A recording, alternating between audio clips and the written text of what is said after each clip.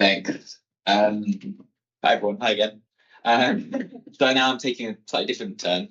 We're going to talk about interactions or individualized treatment effects whilst avoiding something called aggregation bias. So this is one of my main areas of research, but I just want to say that this is the first time I'm presenting this talk. It's definitely still a work in progress, although I think hopefully the ideas are pretty solid. And I have to say that, you know, a lot of these ideas are coming from David, Richard, Ian, Nadine, so I can't take credit for them all. And if anything's wrong, then don't blame me. Yeah, and thank the funders as well, because funded, you know, a lot of time to do some methods work, couldn't do that without all their support. Okay, so I'm going to start off talking about what I'm calling interactions, subgroups, and aggregation bias. For those who hopefully some of you are aware of it, but if you're not. So all of this is in the setting of a clinical trial. And I would say that the main aim of the trial is to estimate some kind of overall treatment effect, comparing some kind of intervention to some control for some disease. But you can see here trials recruiting a diverse population. They may differ just in age, they may differ in sex, they may differ in country where people are from, whatever. So we might, well as knowing that overall treatment effect, want to know, does this effect vary based on these specific patient covariates? So does it vary on age, so on and so on. And I'm referring to these things as potential effect modifiers. And you can see here, you could do some analysis to split these patients out by their effect modifiers, and then seeing what is the effect like in those patient subgroups. So what I'm focusing on is participant level potential effect modifiers.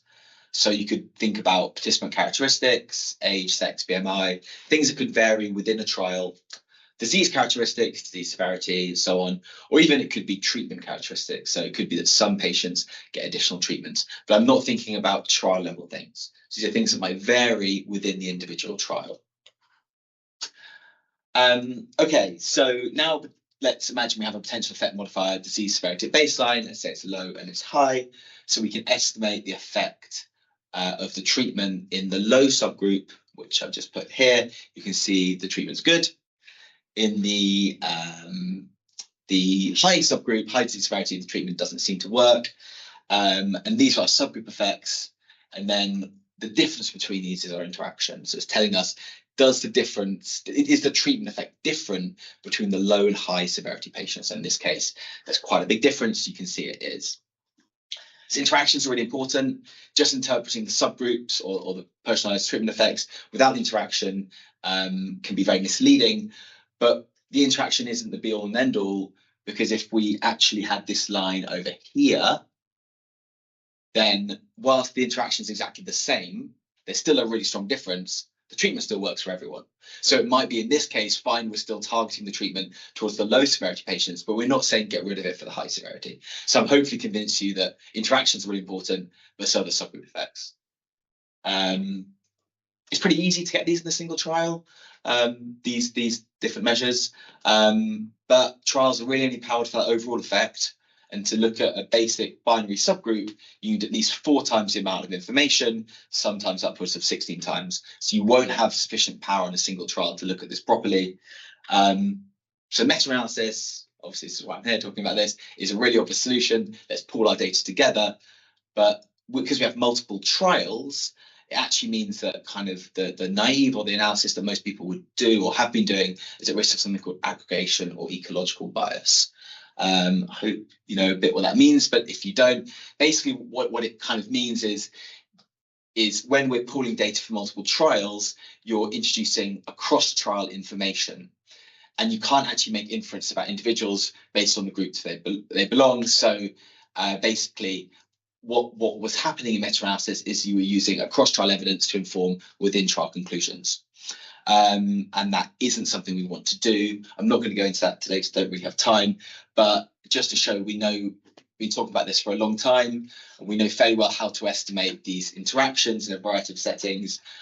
Papers back as far as 2002, lots of people have been talking about these different ideas and actually how to do these in a variety of different settings, including a paper from your group very recently was looking at multiple time points. So a lot of people know now how to actually estimate interactions free from aggregation bias in meta-analysis.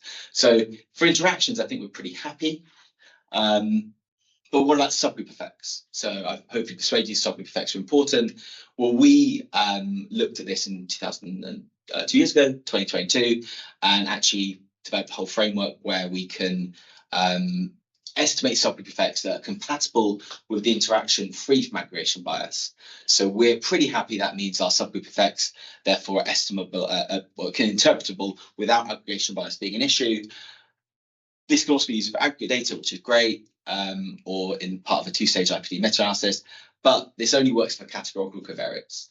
And lots of effect modifiers aren't categorical, age, BMI, things like this. So to use this method, we'd have to dichotomize them, and that's probably not an ideal thing to do. So now imagine we have disease severity baselines continuous. So we could dichotomize it and do this and look at this, but actually what we really want is we really want something like this. We want to be able to look, instead of saying works for this subgroup, doesn't work for that one, we want to be able to look at the whole curve of individualized treatment effects and have a look at how it works across that whole spectrum of disease severity.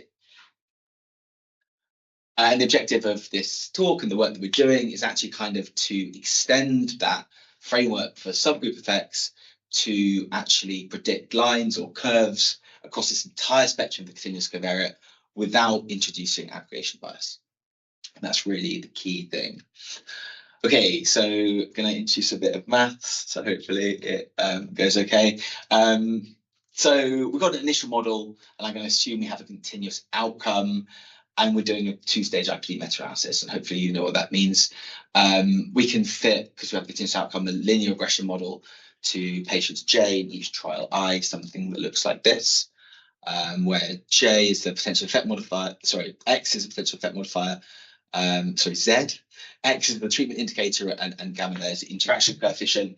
So here's our continuous outcome, Yij, for every patient in every trial. This is just our intercept term. We have the main effect of treatment there. We have the main effect of our potential effect modifier, age, BMI, disease severity. And this here is our interaction. You can see that's got the X and the Z terms together. And then these are just some other optional prognostic factors we may want to adjust for. We don't need to be, but it's probably good practice to include them in. So actually the treatment effect within trial I covariate value Z could be expressed as something like this. These terms are coming from this model before. And this is a reference value in every trial. So you might want to be centering your continuous covariate at the mean or some other value. You have here your interactions, that's the difference in the treatment effect compared to the reference. And then obviously to get the value for every level of your covariate, you just apply this formula, and it's fairly simple. So you can do that in every trial very easily. And we could just pool these terms across all trials using multivariate meta-analysis, something like this. And then at the bottom here, we have our pooled treatment effect at every covariate value. Now we've done it across 10 trials, and we have the average. The problem with this is, I don't know if you can see this, this is a risk of aggregation bias, because that interaction term actually includes a lot of cross-trial information. So this is an approach that we don't want to do, and would kind of be the simplest thing you might consider doing. So we need something different instead. So what we're going to do is go through 3 steps of how you could actually get individualized treatment effects that avoid aggregation bias. So now imagine we have a linear interaction. You can have nonlinear, I'll talk about that at the end, but just to make it easier. So firstly, we can actually just pull those within trial interactions from that initial model.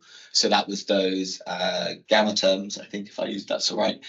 Yeah, here we go. So you just pull these, and this is just a standard meta-analysis model, fixed effects, random effects, whichever one you choose.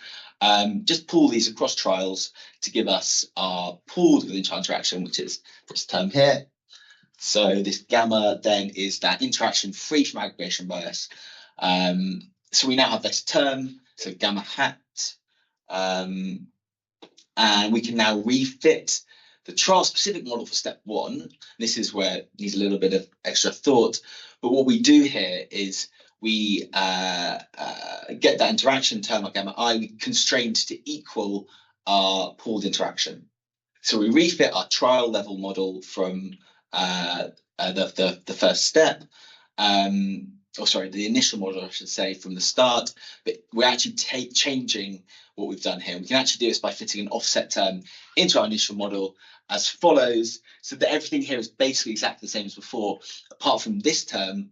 And instead of it being gamma I, you now can see it says it's gamma hat. So this is actually constraining our model. And in fact, the main thing it's doing is having an effect on this, which is our reference value here. Treatment effect. So this coefficient, now that one just pointed out, that theta is now interpreted as a treatment effect within trial I at that reference value. So it could be the value centered at, but now it's conditional on this interaction that's free from aggregation bias. So we haven't included aggregation bias now when we've estimated this new theta I in every single trial. That means we can now pool these across trials, again in just a standard meta-analysis, to get the pooled reference value as follows. Again, this could just be a standard fixed or random effects meta-analysis model. And now we can actually just do exactly what I said not to do at the start, when you do the just work out the values for all of them, because we know that our interaction is free from aggregation bias. We've estimated our theta, our reference value, which is constrained to be free from aggregation bias. And now we're calling these betas our floating effects. So that will be one for every single value of our covariate as follows. And there's a little bit of extra work we have to do to correct the variance, but I won't go into that. There's a approximation multivariate delta method that does that. But yeah, we don't have time to go into that today. Okay, so a lot of things going on there. I'm going to talk through an example which hopefully will make it a little bit clearer. So here was a paper in the BMJ in 2021 that was looking at the effects of delayed versus immediate antibiotic prescribing on incidence of respiratory tract infections. So the primary outcome here was symptom severity, which is continuous. We're interested here at the potential effect modifier, which is age. Here, the reference value was set at 20. So I think that was the arithmetic mean across the studies. And we're looking at this example of 5 randomized controlled trials. So we have a model like so severity is our outcome. We're fitting this. So we've got the main effect of age. We have our interaction, and we have here an additional prognostic factor, which is severity at baseline is also adjusted for. So what we can do first then is, assuming linear, we pool these terms across our 5 trials in a standard meta-analysis. So hopefully this is familiar, something on this on the left. You can see this is actually done for 1 year of age. Probably should have done it for 5 or 10 years to make the graph a little bit easier to look at. But yeah, basically shows there's not really interaction. It's very slightly negative, but it is kind of there, crossing the line. So there's no statistical evidence, strong statistical evidence of interaction. We take this term and then we put that into this model as so that linear offset, as I described, and then we can get out the gamma i's that have now been constrained. We can pool these across trials, and these are for the reference value where age is 20. And once we pull these to get our theta hat, we can then actually estimate the entire set of these individualized by just adding on the interaction times age. So when it's 21, it's just theta hat plus the coefficient in front of age, and so on and so on and so on. And we can actually plot these things on a graph. So it looks something like this. So you can see here, this is 0. So when there's no treatment effect, as you saw before, there was a very, very slight negative interaction. So as you get older, the treatment effect reduces, but it's not very strong. It's not very significant. And potentially you could look at this and say it looks like there seems to be some benefit for very young patients, but less benefit as they go on. We're still trying to work out the interpretation of these graphs because it's not quite as easy as subgroups, because that's formally testing between them. Whereas here, whilst you can easily estimate the effect for one individual at a covariate value, it's harder to kind of make maybe treatment decisions, because you're not really having the required information to say, oh, it clearly works better for people younger than 20 and it doesn't work better for people older than 20. So we're still trying to work out exactly how to solve this. But you can get a graph and just demonstrate exactly what is going on across that entire spectrum of age. And this is all estimated without introducing aggregation bias, which we think is really important. A couple of very quick extensions to talk about. Everything I've done is assumed it's linear. You can actually just really easily extend to nonlinear just by replacing that scalar for the interaction, say, with a set of spline functions. So it's now a vector, and you just use multivariate meta-analysis instead, but everything works exactly the same. This is all assuming continuous outcome, but time to event or categorical outcomes are just as easy. You just change your initial model. We're incorporating random effects. I'm pretty happy with some of those things, but still trying to solve a few final problems. And one-stage models, this is all assuming two-stage IPD meta-analysis. Not sure exactly how to translate the ideas over to one stage. So those are some of the things we're still kind of wrestling with at the moment. Oh, and we have a program in Stata that does all this for you. So if you didn't understand the maths, but you could follow the ideas, then hopefully we'll be releasing IPD Float at some point, which is a sister program to MetaFloat for the categorical case. I'm running over time, just these references. And if anyone's interested, we did a very cringy podcast earlier this year where me and my boss David Fisher were talking about that first work from the categorical covariate case. So if you want to listen to it, you're welcome, but don't feel like you have to. Anyway, there you go. Hopefully that was a whistle-stop tour through interactions and aggregation bias.